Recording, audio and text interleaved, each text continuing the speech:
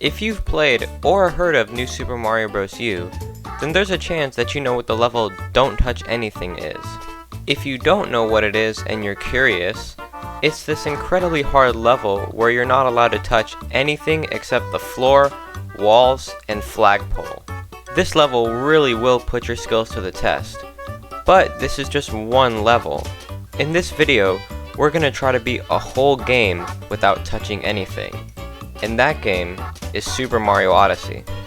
Out of all the mainline games in the Mario franchise, I'm assuming that this one would be the most difficult to pull off without touching anything because of the movement capabilities in this game. However, since the level design is pretty open, I'm sure that we won't have too much trouble making it around places.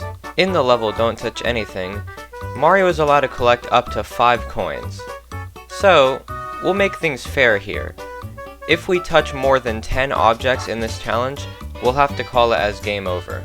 I'm sure you've seen several Mario challenges of people trying to beat this specific game without touching any coins or without touching a specific color. I like those types of videos. I think they're very entertaining to watch. And I thought, hey, why not try to beat a Mario game without touching anything?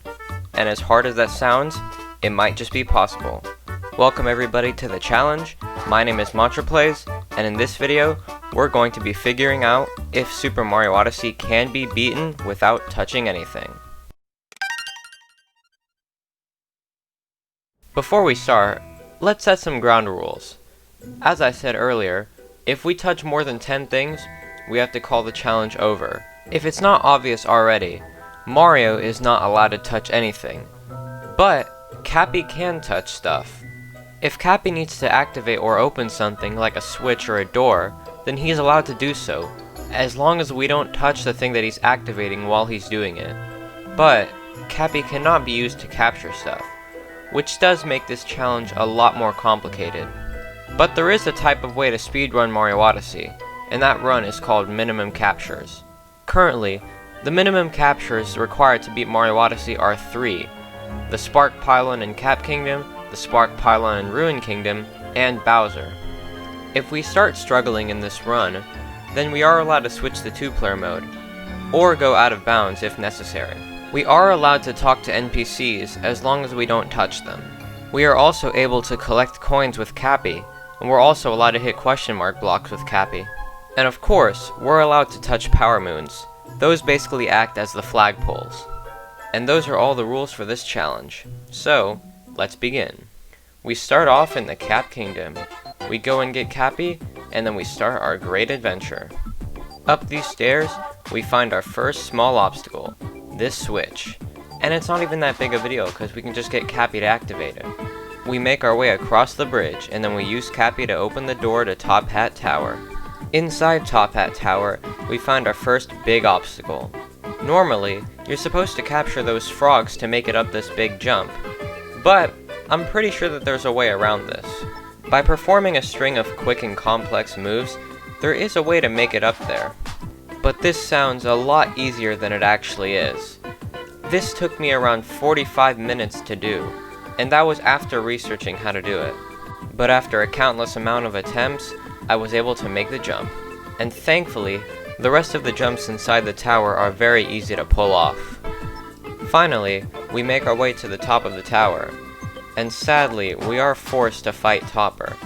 But thankfully, he only takes 2 hits to kill instead of 3, which saves us 1 hit. But it's still sad that we already have used 2 of our touches. After taking him out, we're able to make our way to Cascade Kingdom. But we do have to capture the Spark Pylon to get there, so that's 3 touches already used. Man, this is already a very tough beginning. Hopefully Cascade Kingdom is a lot easier. Oh Jesus Christ.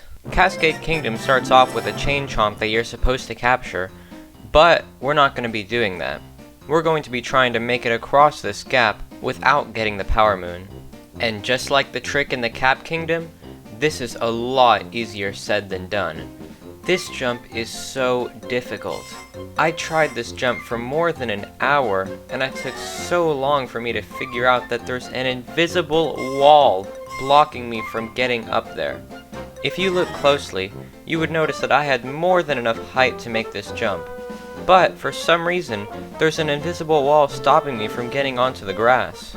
So I had to do the normal route by capturing the chain chomp and collecting the power moon. Even though I touched the chain chomp, I'm not counting it as an actual touch because you can go around it. I wasn't able to do this clip, but you are able to clip out of bounds and get the first power moon that way. The YouTuber Small Ant did a minimum captures run that was really useful for this video. Another clip that Small Ant did was clipping through this rock to get the power moon. Usually you would need a chain chomp to break this rock, but thankfully for this run, you don't need to do that. But for the next 2 power moons, there was a much easier clip to do, so I decided to try it myself.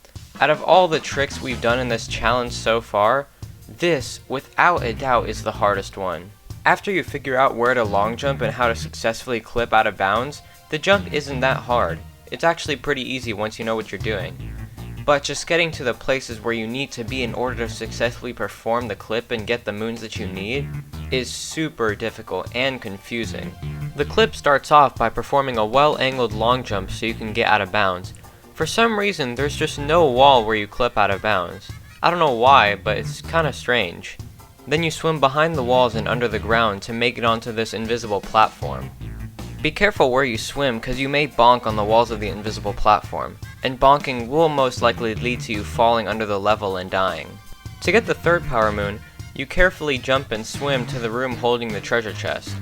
You can't get this chest yet because the room is blocked off, but thankfully by going out of bounds, you can get it. After getting back onto the invisible platform by clipping out of bounds again, you do some more complicated jumps to get to where you need to be. This can be really tricky and it will take you a few tries to master it, but once you know where you're going, you should be set. A quick tip I recommend is throwing Cappy downwards to measure the length of the invisible platform. This was very useful to me so I didn't overshoot or undershoot my jumps. Next, you make your way above to the area where you originally clipped out of bounds. This time you walk behind the wall and stand on top of the boulder.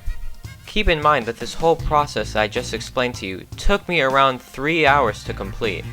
This next jump is the final jump, and it is the most difficult to pull off. This is what happened to me.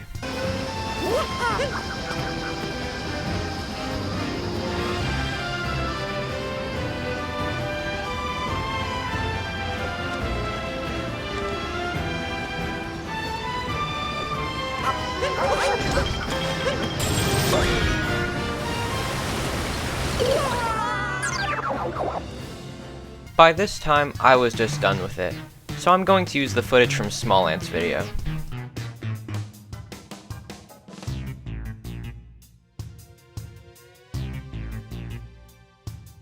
He successfully made it into the pixelated pipe without capturing the chain chomp, but since I'm not able to do that, I'm gonna just capture the chain chomp. Sadly, in the 2D section, you need to break at least 4 brick blocks to be able to get out of it. So that means we touched 4 more things. But there is a moon in the 2D section that we do need to get if we want to avoid the boss fight. By switching over to 2-player mode, we're actually able to float for a brief period of time, so we are able to avoid the invisible block and just float over the barrier. This also means that we're able to float over the huge number of coins that are in this area. If the floating ability in 2-player mode didn't exist, this challenge would be over already. Thankfully it does exist. We need 1 more moon to beat the Cascade Kingdom and power up the Odyssey. And this moon is the hardest one to get by far. You need to perform a CRC, which stands for Cappy Return Cancel. And this is a really complicated trick that involves Cappy being in one place in 2-player mode and doing specific movements in order to teleport to one place to get a checkpoint. In Small Ant's footage, you can see that Mario is positioned in a certain way and Cappy is way off to the right, but then suddenly Cappy teleports and hits the checkpoint in the island in the sky. This allows Mario to teleport to the island in the sky and grab the last power moon. I am nowhere near skilled enough to do this trick, so I had to just go fight the boss. After beating Madame Brood, I was finally able to leave the Cascade Kingdom. But sadly, we already have 7 of our touches used up. We only have 3 left. This was an incredibly tough beginning to this challenge, but hopefully Sand Kingdom is a little bit easier. Actually, I jinxed it last time. Hopefully Sand Kingdom can be as hard as possible.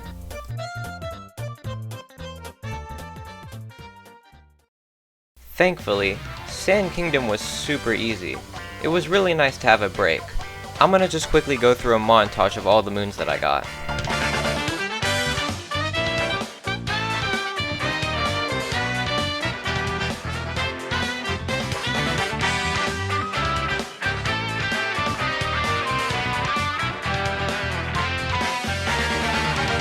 It was so nice to just have an easy break and not having to worry about clipping out of bounds or anything like that. Now, onto the Lake Kingdom. I was very worried about the Lake Kingdom because navigating through the water without a Cheep Cheep and avoiding all the zippers could be troublesome, but thankfully it was a breeze. Here are all the moons that I got.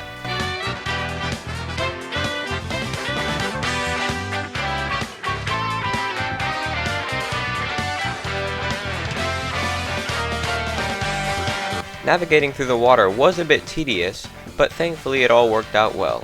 Now on to the Wooded Kingdom. The Wooded Kingdom wasn't very difficult when it comes to doing special stunts, but finding moons was pretty difficult, especially because we're not allowed to touch stuff. I had to enter the deep woods just to find more power moons because I was getting blocked by things in the way. But with some advanced platforming tricks, I was able to get it all done. Here are the moons that I got.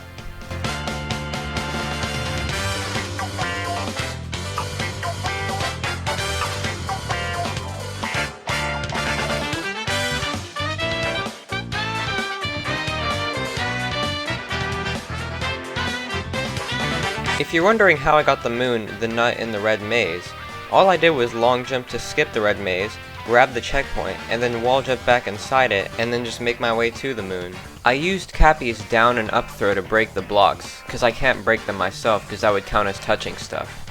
After getting the moon, I realized that I got stuck in the maze because I can't capture the up route to get out, but then I remembered that I can just teleport out with the checkpoint. Since I couldn't kill the giant piranha plant because that would count as touching something, I had to use a speedrunning strat to skip that area, and thankfully it worked out after a few tries. To get inside the tower before fighting Spirit, I had to do another advanced trick, but thankfully that one was a lot easier. Something funny to point out is that the fight with Spirit didn't actually work.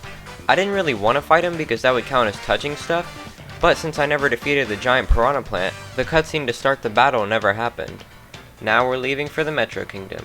Hopefully this one can be easy as well. However, we're gonna take a quick break to go smack Bowser in the face. While Peach and Tiara wait on the airship, we're gonna give Bowser a taste of his own medicine. However, there is something a little complicated with this fight, and it's the way you defeat Bowser. If you don't know yet, you're supposed to use Bowser's own hat to defeat him, but you don't capture the hat. Instead, Cappy just grabs it and puts it on your head. This is strange because Cappy is the one holding the hat. Mario doesn't touch it at all. Even though it may look like his hands do touch it, he's just punching the air. So for this reason, I'm not going to count this as a touch. But if you want to, I understand. It's a little confusing. After taking Bowser down, we're not going to be going into the Metro Kingdom.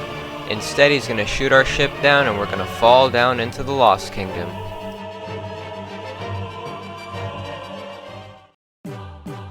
To repair the Odyssey, we need 10 more power moons, so let's try to get this done as soon as possible. Thankfully, many of the moons in the Lost Kingdom are out in the open, so this shouldn't be too complicated. To avoid the Klepto encounter, I just did some speedrunning strats. It wasn't really that difficult. Here are the moons I got.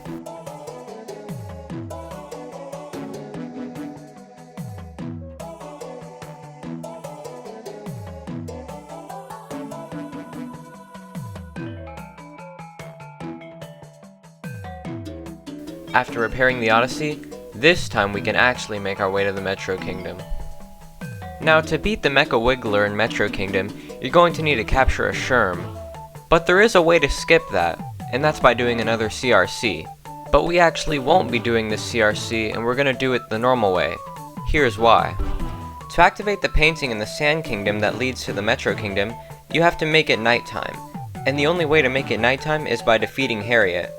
And defeating Harriet requires you to stomp on her head 3 times. When you take the painting to the Metro Kingdom, you'll see that it's daytime instead of nighttime. That means that you won't have to fight the Mecha Wiggler boss. But, to get to the mainland, you'll have to do this incredibly complicated trick that takes around 2 minutes to do. And I'm not even kidding. This CRC is so precise.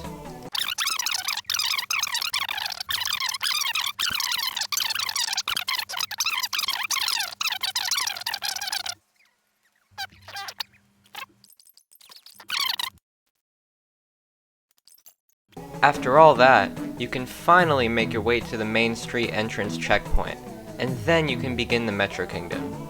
But the reason that we're not going to be doing this route is because to activate nighttime in the Sand Kingdom, you have to defeat Harriet, which means you have to stomp on her head, aka touch her, 3 times. To activate daytime in the Metro Kingdom, you only have to capture the Sherm, which means you only have to touch one thing, which is the Sherm. So by going the normal route, we would be saving 2 touches. So, to nighttime Metro we go.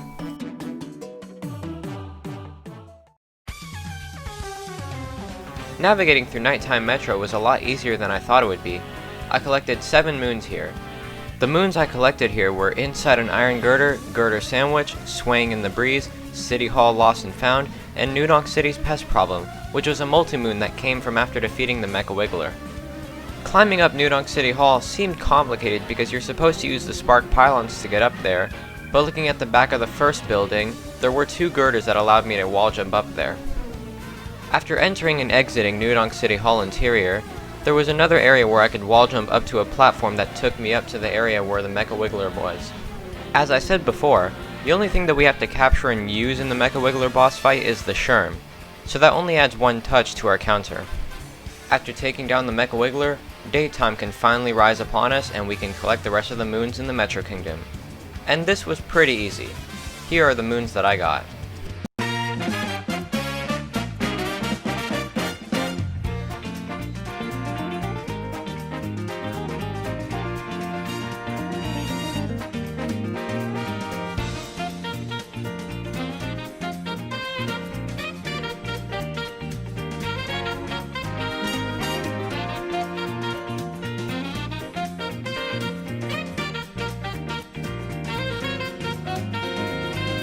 Getting the moon motor scooter escape was a chore because I couldn't use the scooter, so I had to roll, and that sounds a lot easier than it actually is. I kept on either getting bit by the dinosaur because I couldn't move out of the way too quickly, bonking on a crate, or missing a jump entirely. But getting that perfect run is incredibly satisfying, and that is coincidentally a Galaxy 2 reference. Here is how I did it.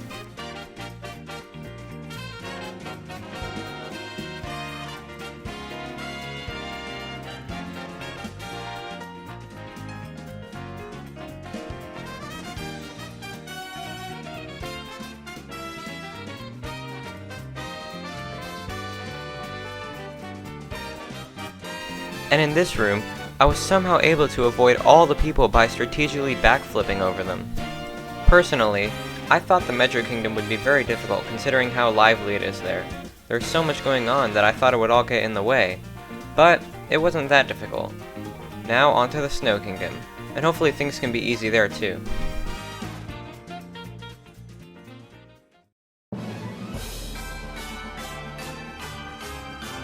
Believe it or not, the Snow Kingdom was actually the easiest kingdom in this challenge so far. All I had to do was remove some snow out of the way and then I was set. Here are the moons that I got.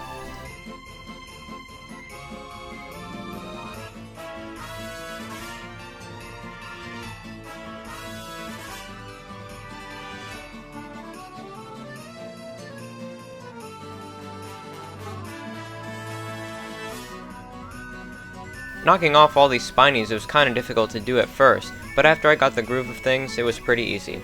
I wanted to try Snowdram, but after a few attempts, I didn't have any patience for it anymore, so I just had to move on to the Seaside Kingdom. Finding moons in the Seaside Kingdom was a little difficult, but they were all easy to grab, so let's just get on with it.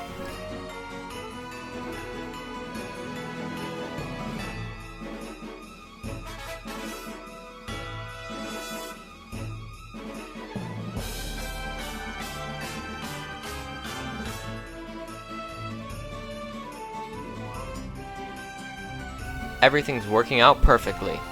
Now on to the Luncheon Kingdom.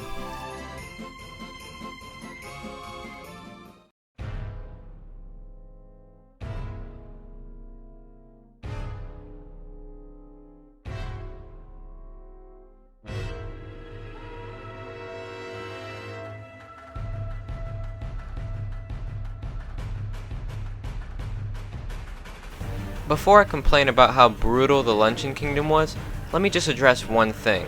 I'm not going to count the lava as touching something, because if we're allowed to touch water, then we're allowed to touch lava. But with that out of the way, this kingdom was a nightmare. This almost tops Cascade Kingdom, but Cascade Kingdom was still a little bit more difficult. Let's start off with the Spewer fight. I had to try to skip Spewer's fight because that would count as touching him. So I tried this trick many times and I failed every single one of them. So in the end, I just had to look up how to do it because I was tired of this. This is a really complicated trick and I do not recommend you try this at all, unless you're the most dedicated player. Even though I had to go fight Spewer, I'm not counting this as touching him because you can technically skip it. But I am going to collect an extra Power Moon considering I have to collect the Power Moon after beating him. And that's just the beginning of this kingdom. Trust me, it gets so much worse. We have to make this huge jump, and the only way to do that is to damage ourselves on the lava and bounce off a Cappy, which means that we have to go to slots and get a life up heart, and then do this insane trick. The trick itself isn't that hard, it's just annoying when you miss a jump and then you have to die and then go back to slots to get another life up heart, and it just gets really irritating. And sometimes, missing the chance to get a life up heart is even more irritating. But trust me, you're not gonna miss. I was just being a fool. But you're not done after you perform the trick successfully. There's still a lot more to do. I would recommend grabbing the checkpoint next to the meat just to get ready for the other two tricks. Now the second trick isn't as complicated, so you wouldn't need a life up heart, but I would definitely recommend a life up heart for the third trick. Just in case you're confused, these tricks are used to get access to more Power Moons, and you need a lot of Power Moons to leave this kingdom. After successfully performing the third trick and exploring a little more of the kingdom, I was left with 14 Power Moons, 14 out of the 18 that I needed, and the only thing I could do was capture someone to move on. So I had to capture this chef bro to break the cheese so I can pull the lever, and I had to capture the meat so Cockatiel could notice me. And that's 10 strikes used up. So if we touch one more thing, the challenge will be over. After buying the last Power Moon, we're finally able to leave Luncheon Kingdom. Oh, and here are the other moons I got.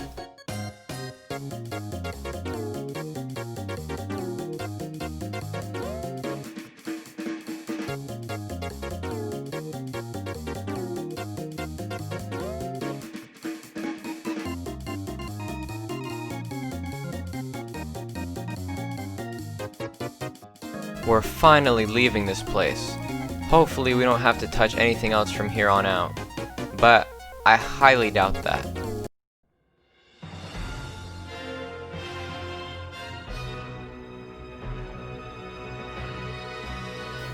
Unfortunately, Super Mario Odyssey cannot be beaten without touching anything.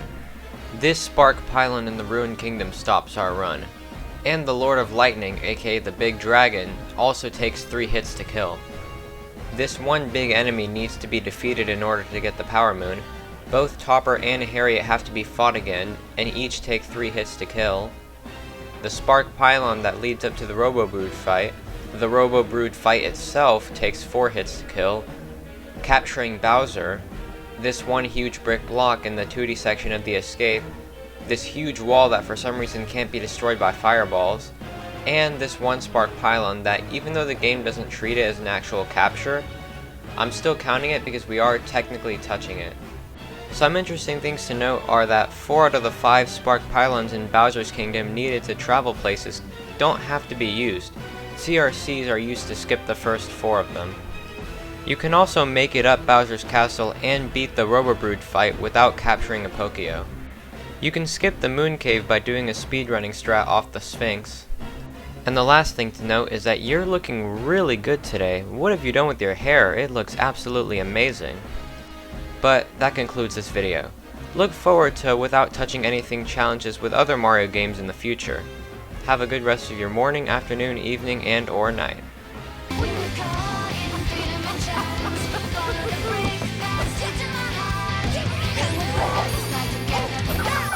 Gonna start